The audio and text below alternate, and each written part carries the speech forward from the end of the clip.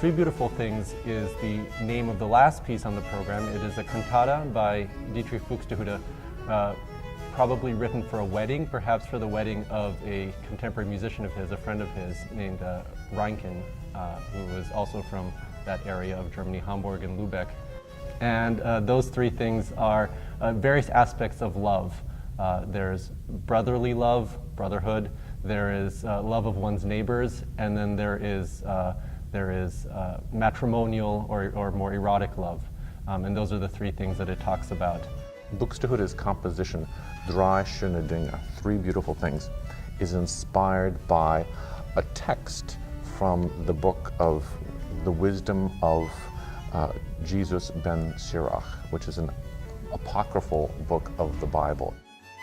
The interesting thing that Buxtehude does is he takes the text, there are three beautiful things, and he sets that, and then he doesn't tell you what the three beautiful things are. At that point, he skips to what we call madrigalesque poetry. That's the kind of poetry that you hear in operas or in madrigals. It's florid contemporary poetry, which describes these three beautiful loving relationships.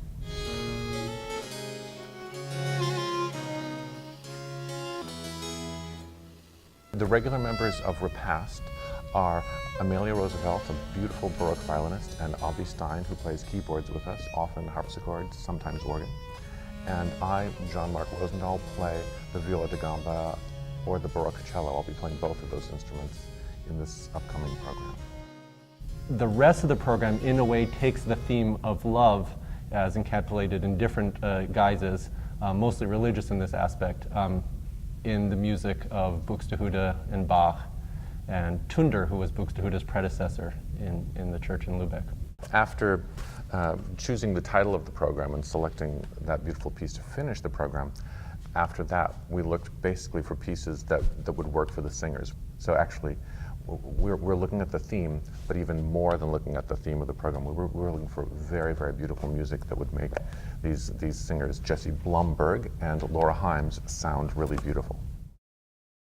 The chromatic fantasy of Bach, the idea of chromatic in this case is it's notes that lie outside the regular D minor scale that the piece is in. So chromatic as in having many colors and more colors than the scale can actually hold. And it's definitely one of the wildest, most exploratory pieces of Bach, where he just takes the scale, the chromatic scale, that is every single half step in a row, and plays every trick that he can possibly put on it. Avi's role in the ensemble much of the time is accompanying.